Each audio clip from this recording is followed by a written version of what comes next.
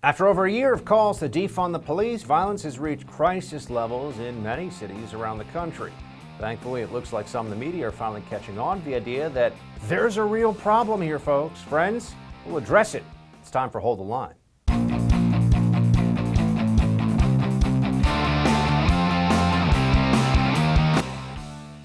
Welcome to Hold the Line. I'm Buck Sexton. So the numbers have been in for a while here, but now the reality seems to be setting in, at least with the Democrat-aligned corporate media, that we've got a major violence problem in major American cities. Big surges in the homicide rate, big surges in shootings overall, but also in violence on the streets, all kinds of instability.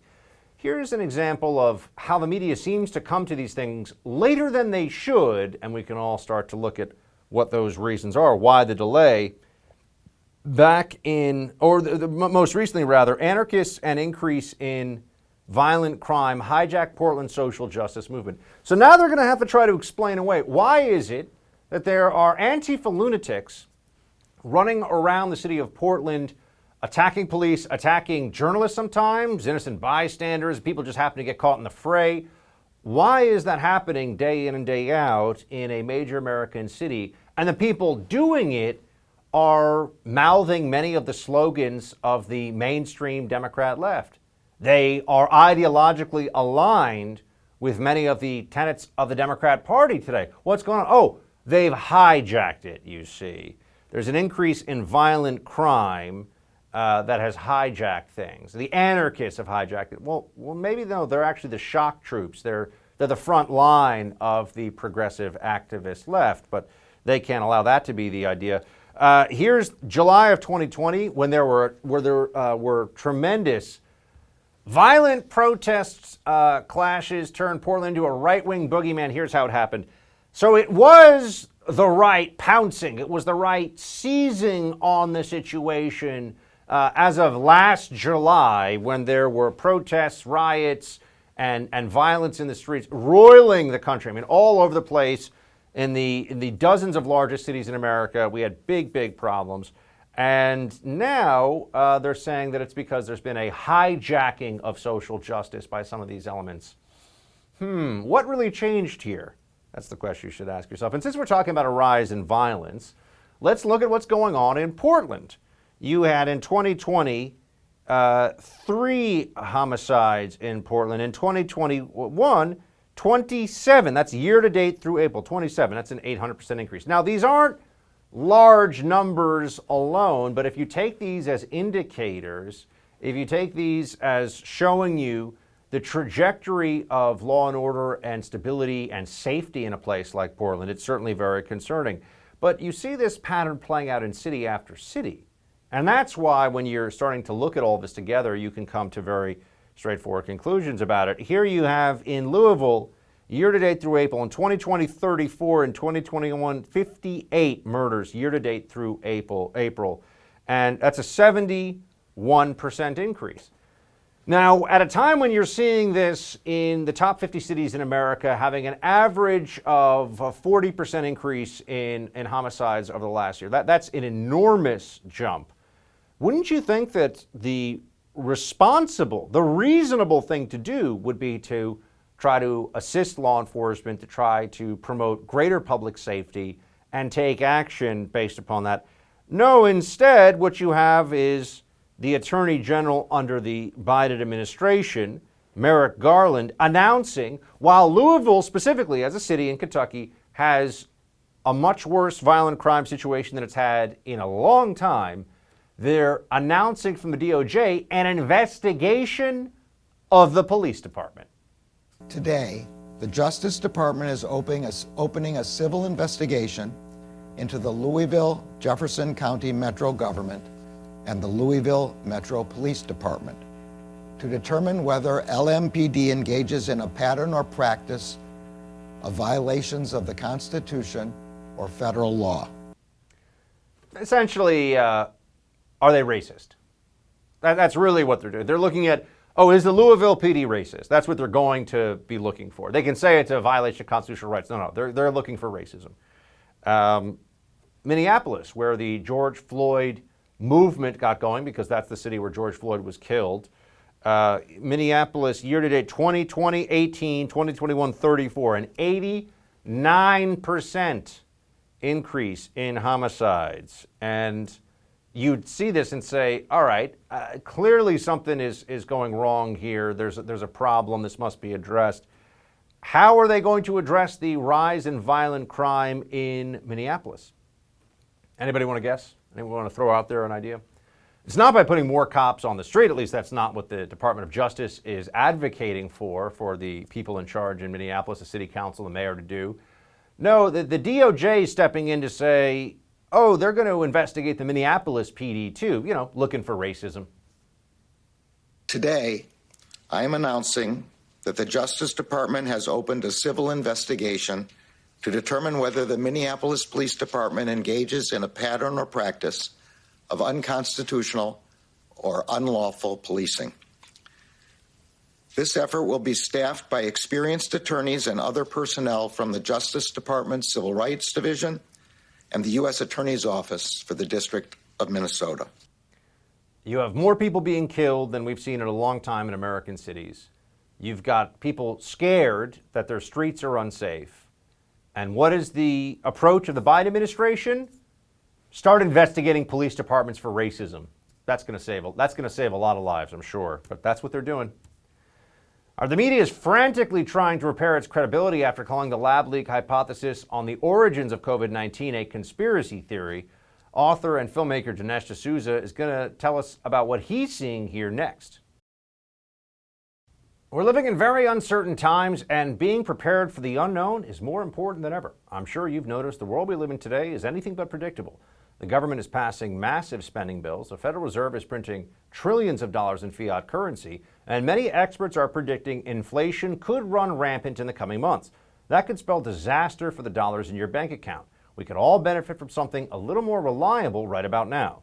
What could be more reliable than real gold and silver? I'm talking about real gold and silver you can actually hold right in your hands. Call the Oxford Gold Group right now. Learn how easy it is to get real gold and silver sent securely directly to your home, or how you can have real gold and silver placed in your IRA or 401k.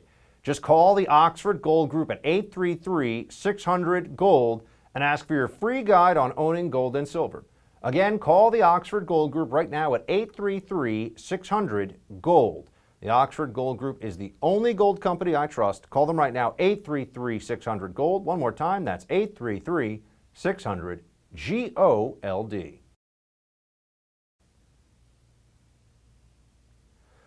Once widely viewed as a, quote, racist conspiracy theory and fringe nonsense, at least that's what the corporate media was saying, the Wuhan Lab Leak theory is gaining more support from health officials around the world. And now mainstream media is all but admitting it dismissed the story because, President Trump said it. Watch.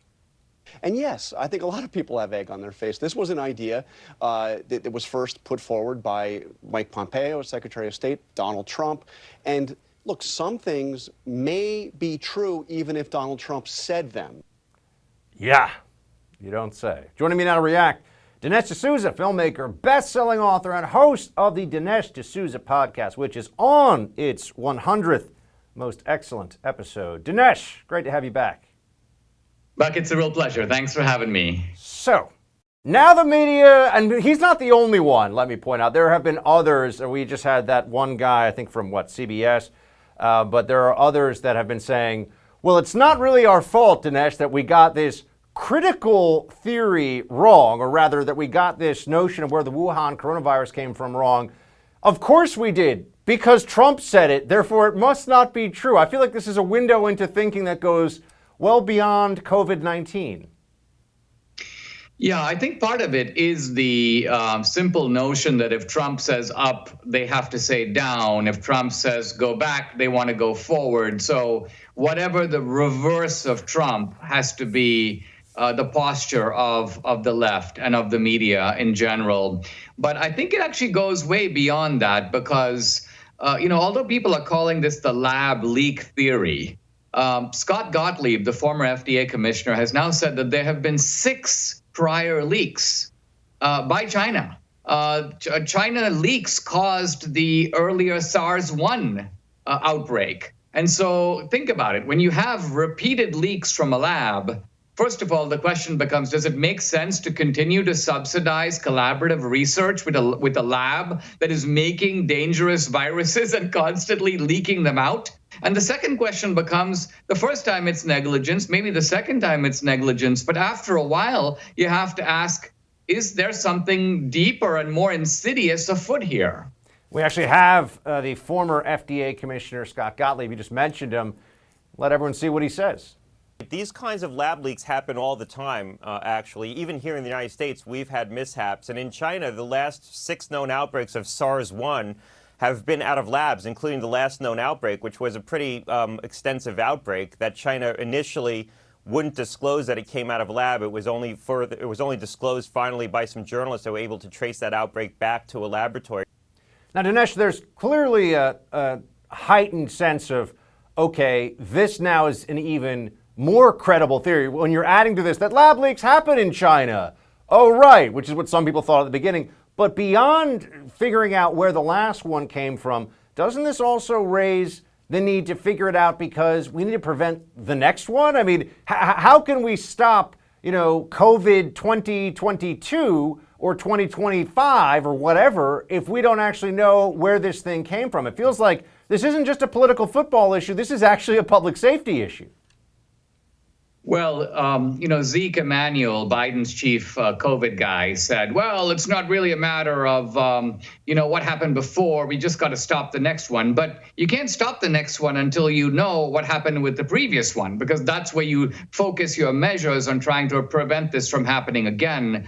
I think the deeper problem here is this, and that is that you've got a community of virologists who have been lecturing us now for 15 months about we got to do this, we got to do that, we got to shut this down, we got to do that. And it turns out that unknown to us, these guys were collaborating in this gain of function research. They're literally taking deadly viruses and making them more infectious, more contagious, and more lethal. And they never said a word to the public about this. I mean, it only came out because of Nicholas Wade's article and Rand Paul's questioning of Fauci. Had it not been for those things, we still wouldn't know. So the questions I want to ask are, first of all, is it the case that the people who have presented themselves as the sort of firefighters here are the ones who set the fire in the first place? That's a critically important question. It has to do with the credibility of the medical community. Leave aside the credibility of the media, which has been collaborating in suppressing the idea of the lab leak. Leave alone digital media, which has censored literally millions of posts that refer to the possibility of a lab leak. So think of the number of parties here that have become discredited, and think of the significance and the implications if this turns out to be true. Dinesh, it seems that you mentioned the virologists, the scientists, that over the course of this, we've seen something that might be troubling for Americans to accept, but it strikes me at least that it's important for them to know and to recognize, and that is that government scientists and really the scientific community in general is every bit as subject to politics, politicization, to the pressures of public whims and outside forces as any number of other professions. I feel like we had this elevated stature for men and women of science before this moment, as though they're beyond these considerations of politics, when if anything, it feels like the COVID pandemic has shown us that that's just simply not true. You've got to actually, have a close familiarity with these people. And I happen to, over the years, both in India and in the United States, half of these people are absolutely crazy. And what I mean by that is if you were to tell them, we figured out a way to cross a dog with a cat, they would be like, do it. We figured out a way to create new deadly viruses, do it. The scientific assumption is that if you can do it, you should do it. Now, my question is, all right, let's assume that there is a legitimate research function in manufacturing these viruses. It's still not obvious to me what it is, but let's say that there is. The question then becomes, what are the 10 steps that you're taking? You're making deadly viruses in labs. What are the precautions you're taking to make sure none of these ever get out? Let alone the fact that 6 times it has already happened, according to Scott Gottlieb. So evidently, we've got a deeply irresponsible scientific community in China and in the United States. And when information gets out and there's a huge global pandemic, and you know the effects of it as well as I, suddenly there's dead silence about the complicity of the scientific community in having made deadly viruses. We don't hear a word about it for over a year. Dinesh, the Biden administration is now tasked with, or in the only position to try to get answers about the origins of this, given what we've seen, which is the pretty much the open acknowledgement now from at least some in the media that they politicized this thing. I mean, they were opposed to the lab leak theory because Trump said that that's what happened, among many other people. How do you think the Biden administration is going to handle this investigation of the Wuhan leak? I mean, and how would you expect they'll handle this? I expect that they will pretend to investigate because their job. I mean, we've seen how these intelligence communities operate. By and large, they've now become an extension of the Democratic administration. They are an arm of the left. And so I expect that their main job is going to be not to reveal the truth of what happened, but to cover for the Biden administration. And so I expect a kind of complex, nuanced, worded report in which unnamed officials tell other unnamed officials things, who tell other unnamed officials things. And the conclusion is that the Biden administration acted impeccably and mistakes were made, but the solution is further cooperation among international agencies to make sure nothing like this happens again. In other words, a complete whitewash providing no real information and ultimately aimed not at presenting, but at obscuring the truth. Dinesh, just real quick, you crossed the 100th podcast episode threshold. What can folks from the Dinesh D'Souza podcast expect this week? Give us a preview.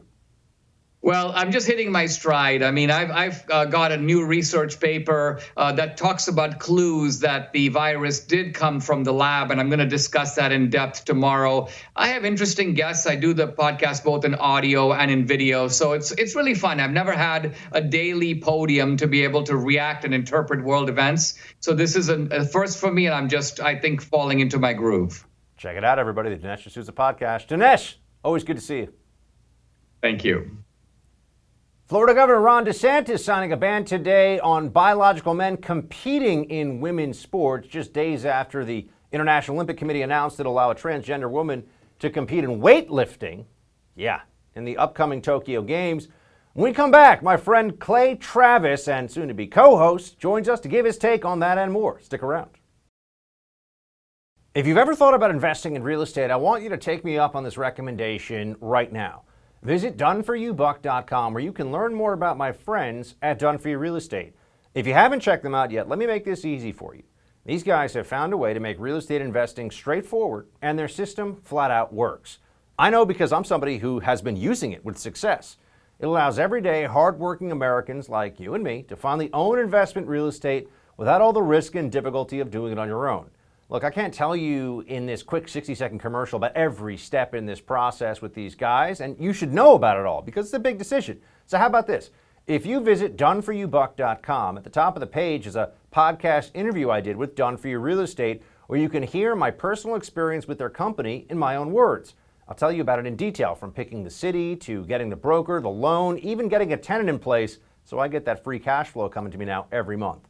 Just visit doneforyoubuck.com. Listen to the podcast interview and give my friends a chance to show you what they can do for you.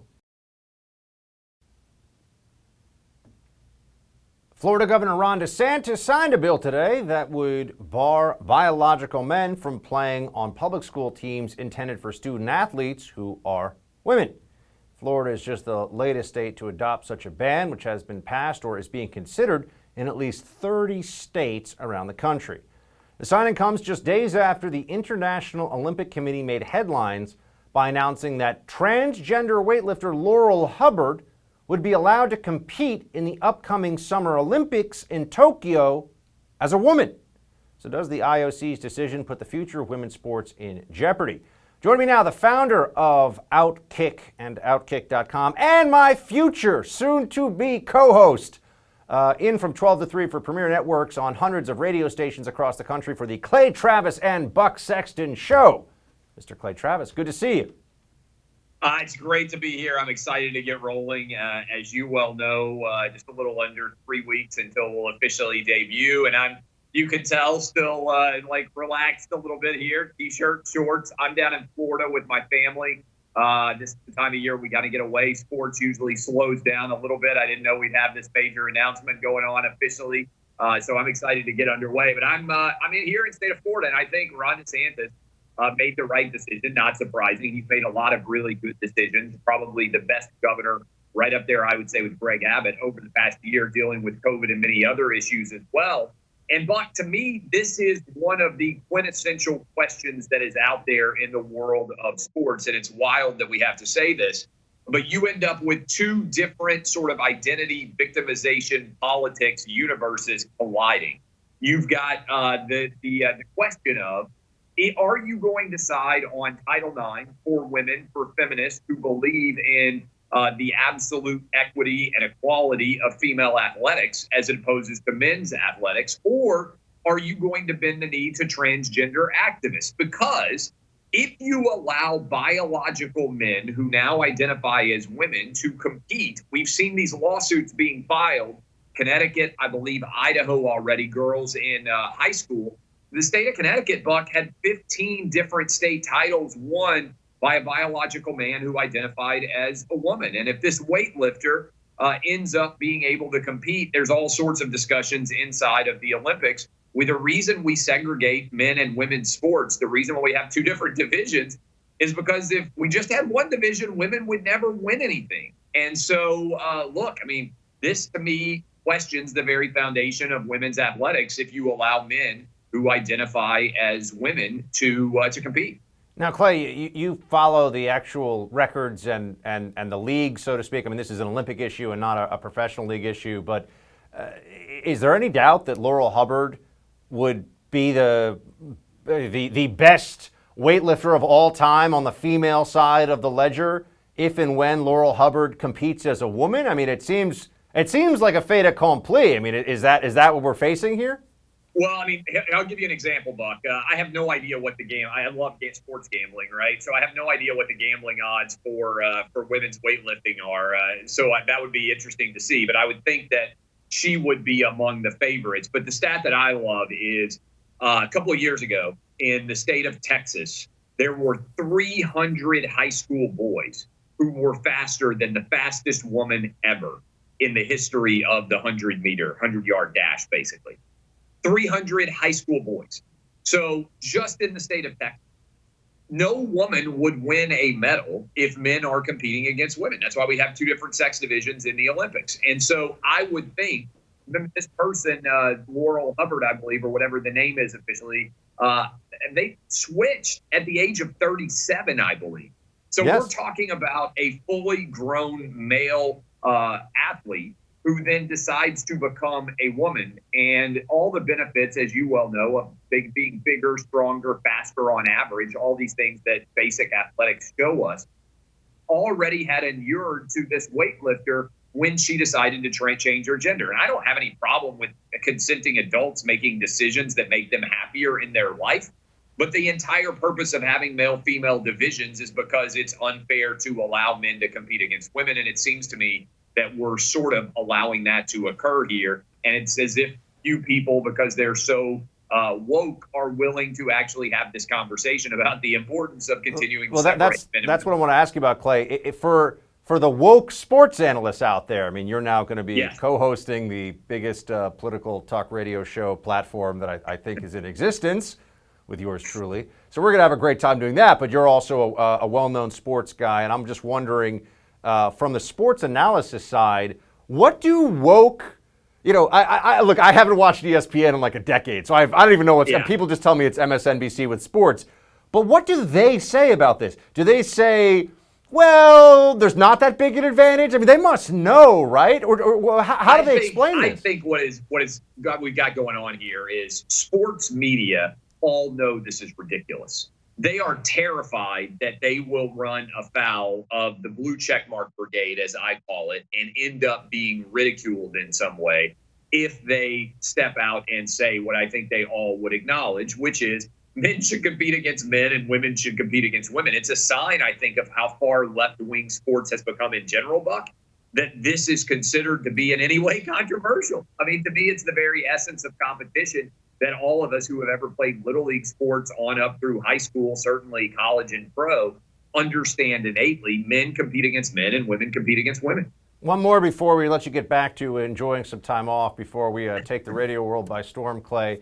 This past weekend, tennis is the one professional sport I kind of do follow, but Naomi Osaka withdrew from the French Open, one of the four majors, after she refused to speak to the media following her first round victory. She cited mental health for her decision.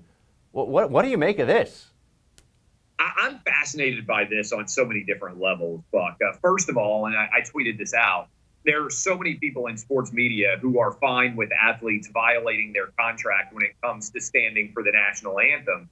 But as soon as those same athletes violate their contracts, because it's usually written in for the anthem as well as for interacting with media, that you have to make yourself available to answer questions, then all of a sudden a lot of them start to get upset at the athlete for not allowing them to do their job. In general, I think the talking to the media storyline is a vestige of a pre-social media era. In other words, they needed the attention from media to get people to watch their games, to listen to their games, to attend their games. I'm not sure that the sports media, big picture, is really adding very much from these interactions that they get with the athletes. And I think a lot of athletes, candidly, don't enjoy it and are going to follow Naomi Osaka's lead on some level, even if they don't use the exact same logic as she did. I think these press availabilities, as they are going to become more and more of a rarity. And I think the sports media in general is going to find many of their jobs. You know, think about it, Buck. It used to be if you wrote, let's say, for the Cincinnati newspaper and you wrote for the Denver newspaper, if you were fortunate enough to be in that room, you were one of the only people who could get the quotes and be able to tell people what happened in the game. Now everybody can watch the game. They can even watch the press conference. You know, they can see the athlete themselves make statements on social media. I just don't know that we gain that much from these press availabilities like that we would have in the 50s, the 60s, and certainly before that, when the media helped to make these sports matter. All right, Clay, rest up, get some sunshine, because when you come back, we got a country to save with the Clay Travis and Buck Sexton show starting That's June 21st. Hundreds of markets. I can't wait, my man. I appreciate it. See you soon, my friend. Talk to you in a bit.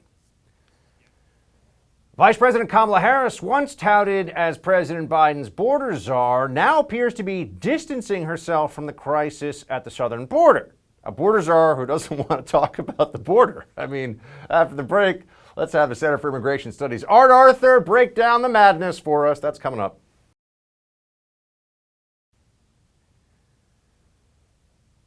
A CNN White House reporter claimed that Vice President Harris, who was dubbed the border czar back in March, is now distancing herself from the ongoing border crisis. Watch. She is extremely involved in crafting the administration's regional strategy for dealing with the root causes of migration. She's focused on everything from governance to climate change to tackling food insecurity in these countries to really get at what is causing these people to surge to the border. She has wanted to emphasize both internally and publicly, frankly. Her team has come out and said publicly, look, we do not own the issues at the border. We are not managing the issues at the border. Oh. Yes, climate change, food insecurity. These are the ways that they're going to turn the border situation around. Yeah, the VP is scheduled to visit Mexico and Guatemala this month, but no plans still to go to the border. Join me now to discuss Andrew Arthur, resident fellow in law and policy at the Center for Immigration Studies. Art! See, I think of you as Art Arthur all the time. I see your name the other way and I get confused. Good to see you. Good to see you, Bug, and thank you for having me. So how is it they can walk away from this issue when you have somebody who is supposed to be the border czar? Art, what's going on?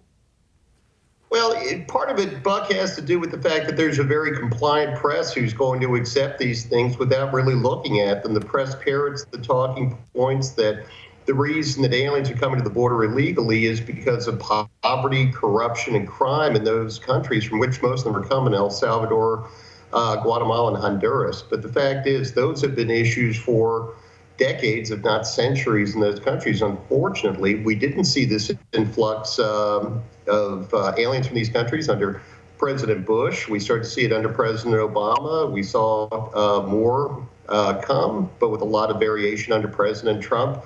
Now that President Biden has basically told the world that he's going to do things differently than his predecessor did, they're all showing up. We've got U.S. Customs and Border Protection encountering 178,622 migrants at the southern border in the month of April alone. That's the highest number on record in more than 20 years. Can you just put into perspective for us, what does that mean it's going to look like this year, assuming that the current flow continues, the current trends continue, and why is it happening? Well, that's an excellent question, Buck. To give you some perspective, that doesn't even count the more than 40,000 individuals that CBP conservatively estimates eluded agents on their way into the United States. But to go back to April of 2000, which was the last time that we saw a flow this big, most of those people were single adult males from Mexico, and most of them could be processed very quickly and returned today.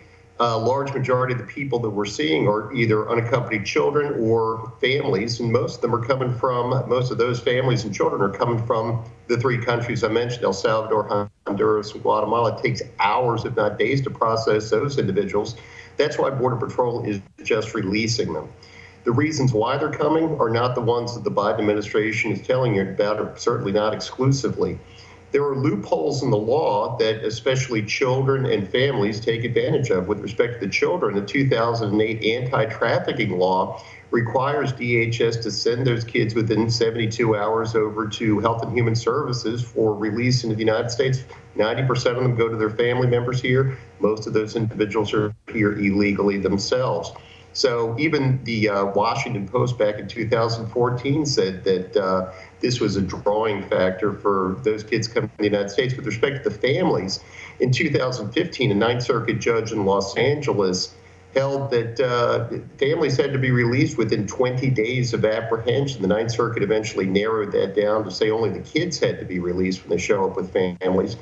But because to avoid family separation, generally the parents are released too. The parents know that, and that's why they come here with the kids. A 2019 report said those children were pawns for both the smugglers and the parents who were bringing them to the United States.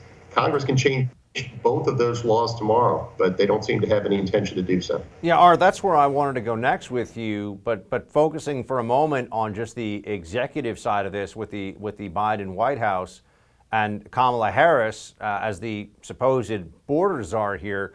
When people hear that there's now an effort to say that she's not really taking on all the border issues as her own and that there's so many issues and all this other stuff, it's hard not to come away from that, granted, as an admitted critic of this administration, but as somebody who does want to see the border get fixed, it's hard to come away with that and think that they haven't just effectively thrown their hands up and said, we're not going to do what has to be done to get this open border situation effectively to stop. Is that what's happening? Am I missing something? Are they actually going to do something that we haven't thought of yet? Because it feels like status quo is pretty acceptable to this administration. Yeah, actually, Buck, it's worse than you described because the Biden administration is actively taking steps that will encourage people to enter the United States illegally. They've stopped, for example, enforcing the immigration laws in the interior of the United States in all except the most extreme cases. That means that once folks come to this country and enter illegally, they're here for good. That was not anything that's in the law. That's not anything that President Trump did. That's actually something that the Biden administration has opted to do in derogation of its duties under the Constitution. Secretary of State Blinken is going to meet with Central American officials during a 2-day visit to Costa Rica, which is actually going on as of today. What are you thinking the Secretary of State's going to ask for, and what's the likelihood that anything important will happen as it pertains to the border?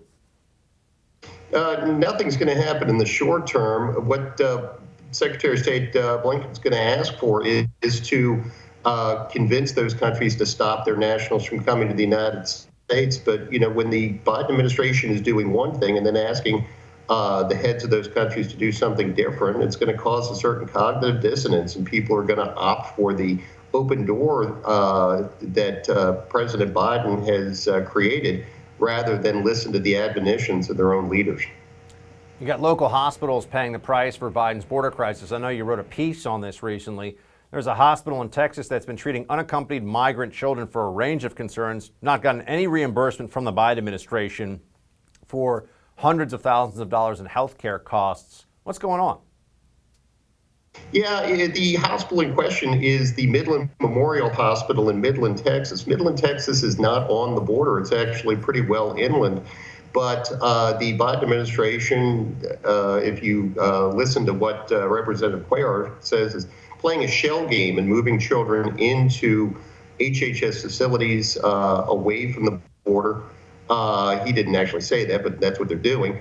And consequently, when those kids get sick, they get sent to the local hospital, in this case, Midland Memorial. The cases in which the ailments for which those children were treated ranged, from COVID to pregnancy and sexual assault, which raises the question, how exactly did these children, because it's a children's center, get pregnant? Did they get pregnant in the facility? Did they show up pregnant? Why didn't anybody catch that? But here's the thing, Buck. What's happening in Midland, Texas today is going to be happening in communities across the United States tomorrow.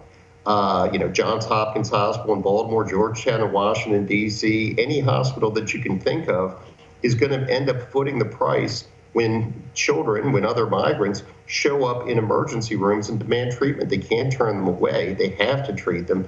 And that means that we all pay in the forms of higher hospital costs and higher premiums. And that's coming soon to a city near you. Art Arthur, good to see you, sir. Thanks so much for joining us. Thank you so much for having me, Buck.